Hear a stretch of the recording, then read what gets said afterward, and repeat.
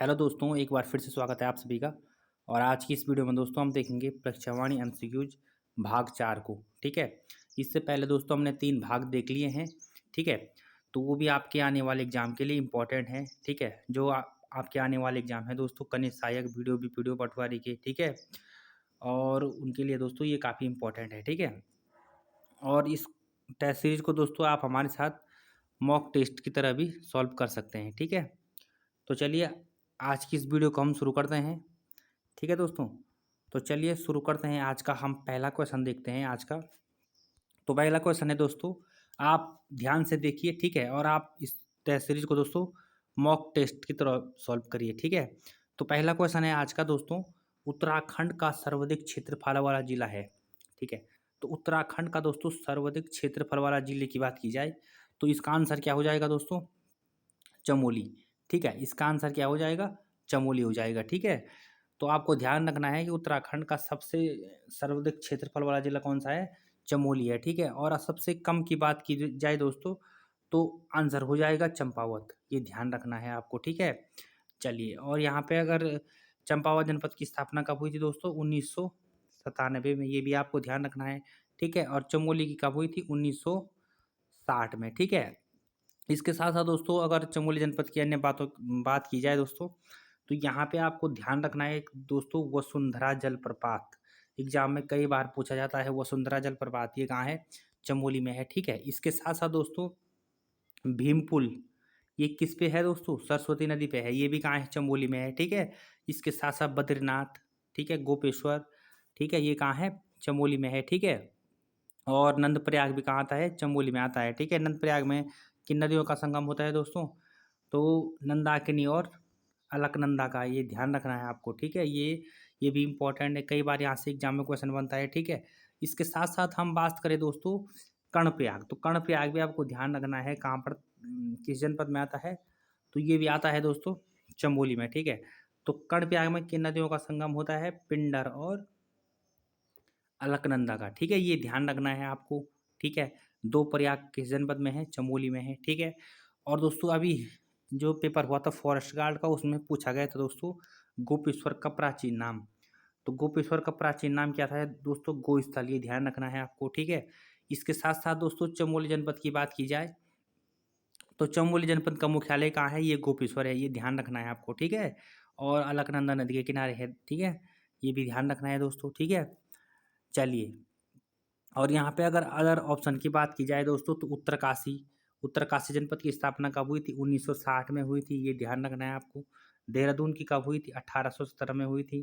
ठीक है। और नैनीताल की कब हुई थी? 1891 में हुई थी। ठीक है।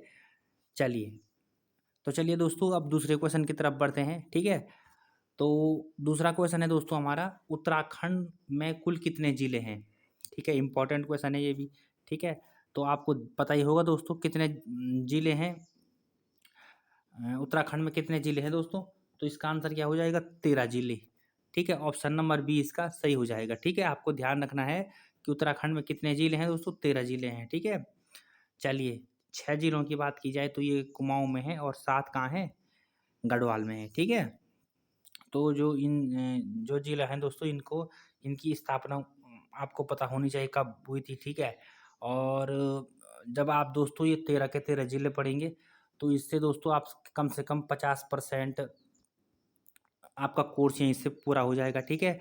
जैसे कि दोस्तों हमारे द्वारा भी अब एक टेस्ट सीरीज चलाई जा रही है। ठीक है। जिले दर्शन वाली। ठीक है। हमने सबसे पहले दोस्तों देहरादून जनपद से शुरू कर रहे हैं हम। ठीक है।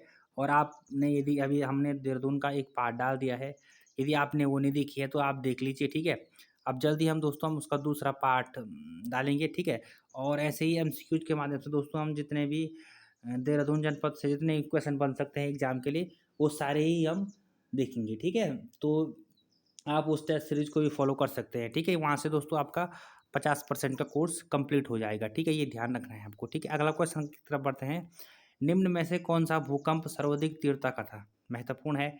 ठीक है। कपकोट। ठीक है। ये केप कोट लिखा है दोस्तों, लेकिन यहाँ पे कपकोट होना चाहिए। कहाँ है? बागेश्वर में है।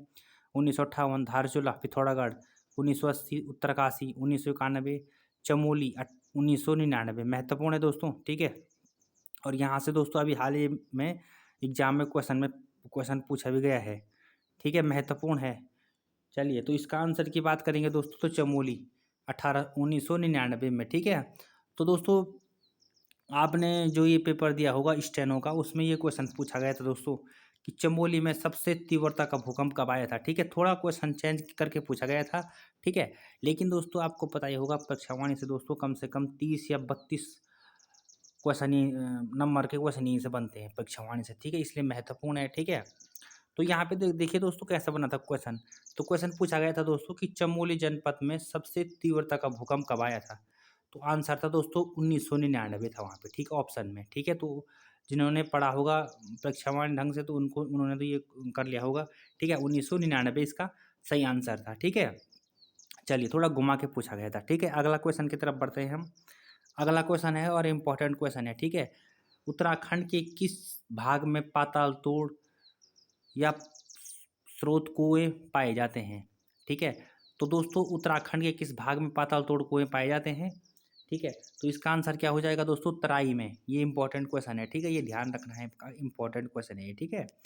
चलिए अगले क्वेश्चन की तरफ बढ़ते हैं।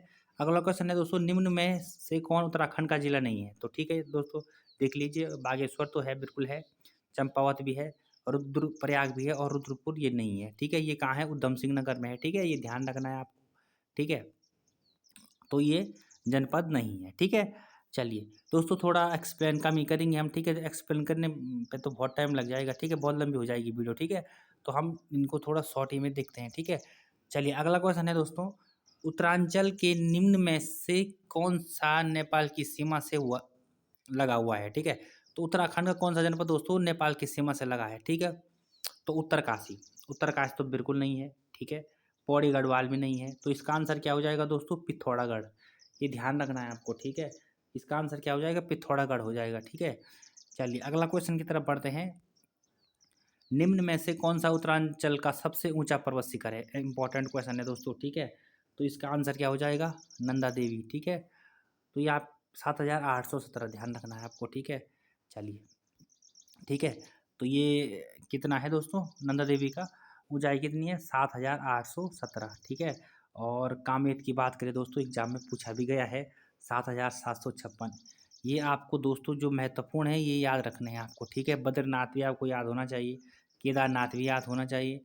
इसके साथ साथ दोस्तों नीलकंठ, नीलकंठ की कितनी है, 6,597, ये भी ध्यान रखना है आपको, ठीक है। ये महत्वपूर्ण पर्वत शिखर हैं दोस्तों, वो आपको ध्यान रखने हैं, ठीक है। कामेत कहाँ है, चमोली में है। नंदा देवी कहाँ है, चमोली में है, ठीक है।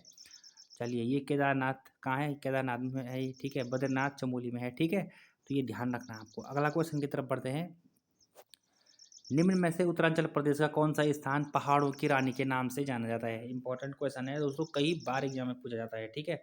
आंसर क्या हो जाएगा इसका, मसूरी हो जाएगा, ठीक है। चलिए अगला क्वेश्चन है दोस्तों दर्रे से संबंधित। किंगरी बिंगरी नीति सैल साल और धर्मा क्या है। तो ये क्या है दोस्तों, आपको ही पता है क्या है, दर्रे हैं, ठीक है। चलिए अगले क्वेश्चन की तरफ बढ़ते हैं। अगला क्वेश्चन है दोस्तों हमारा, राज्य में नाहन पर्वत श्रृंखलाएं स्थित हैं, ठीक है। तो ये कहाँ है दोस्तों, तो इसका आंसर हो जाएगा हल्द्वानी के पास, ठीक है, ये याद रखना है आपको, ठीक है। अगला क्वेश्चन है दोस्तों हमारा, राज्य में दारमा एवं ब्यास घाटियों को जोड़ने वाला दर्रा है। तो ये क्वेश्चन तो दोस्तों एग्जाम में पूछा भी जा चुका है, ठीक है। ये 2004 मत देखिए दोस्तों, उसके बाद ही कई बार 2-3 बार पूछे जा चुके हैं ये क्वेश्चन, ठीक है। तो इसका आंसर क्या हो जाएगा दोस्तों, सिलना, ठीक है, इंपॉर्टेंट है, ठीक है। चलिए अगला क्वेश्चन है, राज्य के किस जिले के दर्रे से तिब्बत नेपाल के बीच व्यवहार होता है। क्वेश्चन पर गौर कीजिए दोस्तों, क्या लिखा गया है, तिब्बत नेपाल के बीच व्यापार दर्रा होता है, ठीक है। तो किस जिले से, ठीक है। तो इसका आंसर की बात करेंगे दोस्तों, तो इसका आंसर क्या हो जाएगा, पिथौरागढ़। पिथौरागढ़ एकमात्र जिला है दोस्तों जो तिब्बत और नेपाल से लगता है, ठीक है। चलिए उत्तरकाशी की बात करेंगे तो ये तो कहाँ से लगता है, तिब्बत से लगता है, चीन से लगता है। जोशीमठ भी कहाँ से लगता है, तिब्बत से लगता है। लैंसडाउन तो ये तो अलग हो गया दोस्तों, पौड़ी से, ठीक है। तो कई भी एग्जाम में आपसे क्वेश्चन बने कि कालो का डांडा किसका प्राचीन नाम है, तो आपको ध्यान रखना है दोस्तों, कालो का डांडा कहा जाता है किसको, लैंसडाउन को, ठीक है। चलिए अगले क्वेश्चन की तरफ बढ़ते हैं हम। उत्तरांचल उत्तराखंड के निम्न पर्वतों में कौन श्रेणी सबसे ऊंची है, ठीक है। त्रिशूल, दूनागिरी, नंदा देवी, कामेत। ठीक है, कामेत की मैंने बता दी थी आपको कितनी है। तो आपका अगर आपने अभी मैंने ऊपर बता दिया था सबसे इनकी लंबाई बता दी थी दोस्तों, ऊंचाई बता दी थी कितनी है, तो इसका आंसर क्या हो जाएगा, नंदा देवी हो जाएगा। क्यों जाएगा, क्योंकि 7,700 सबसे बड़ी है ना हमारे राज्य की, तो इसका आंसर क्या हो जाएगा, नंदा देवी हो जाएगा। ठीक है, अगला क्वेश्चन है बद्रीनाथ स्थित है, तो ये तो बहुत सिंपल क्वेश्चन है, ये कहाँ हो जाएगा, चमोली में हो जाएगा।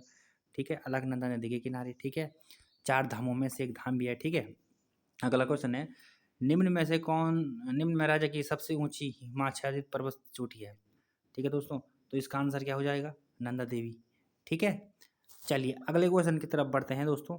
और आज की इस वीडियो में दोस्तों हम 30 क्वेश्चनों को ही देखेंगे। ठीक है, नहीं तो दोस्तों वीडियो बहुत लंबी हो जाएगी। ठीक है, चलिए अगला क्वेश्चन है हमारा, फूलों की घाटी स्थित है। तो आपको ध्यान रखना है दोस्तों, इंपॉर्टेंट क्वेश्चन है। ठीक है, तो फूलों की घाटी कहाँ स्थित है दोस्तों, वृहद हिमालय क्षेत्र में। इंपॉर्टेंट क्वेश्चन है दोस्तों। ठीक है, कभी भी क्वेश्चन बन सकता है कि फूलों की घाटी कहाँ है, तो आपको ध्यान रखना है वृहद हिमालय क्षेत्र में है। ठीक है, अगला क्वेश्चन है राज्य में दून कहाँ स्थित है। सॉरी, राज्य में दून कहा जाता है, तो किसको कहा जाता है दोस्तों, तो इसका आंसर क्या हो जाएगा, संरचनात्मक घाटियों को। ठीक है, ये याद रखना है आपको। अगला क्वेश्चन है उत्तराखंड का कौन सा क्षेत्र भूस्खलन के मामले में अत्यधिक सुभेमता जोन में आता है। ठीक है, तो कौन सा क्षेत्र है दोस्तों जहाँ भूस्खलन ज़्यादा होते हैं। ठीक है, तो इसका आंसर क्या हो जाएगा, ब्राह्म हिमालय में। ठीक है, बाह्य हिमालय में हो जाएगा। ठीक है, चलिए अगले क्वेश्चन की तरफ बढ़ते हैं। अगला क्वेश्चन है दोस्तों इंपॉर्टेंट क्वेश्चन, निम्न में से कौन सा दर्रा बागेश्वर और पिथौरागढ़ को जोड़ता है। महत्वपूर्ण क्वेश्चन है। ठीक है, बागेश्वर और पिथौरागढ़ को जोड़ता है दोस्तों।